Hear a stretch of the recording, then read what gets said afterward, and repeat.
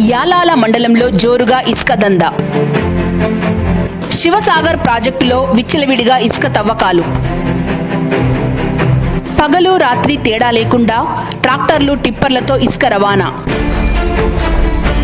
అధికార కాంగ్రెస్ పార్టీ నేతల అండదండలతో కొనసాగుతున్న అక్రమ దందా.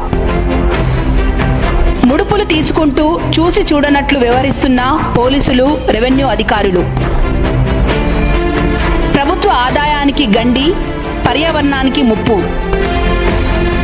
భూగర్భ జలాలకు ప్రమాదమా?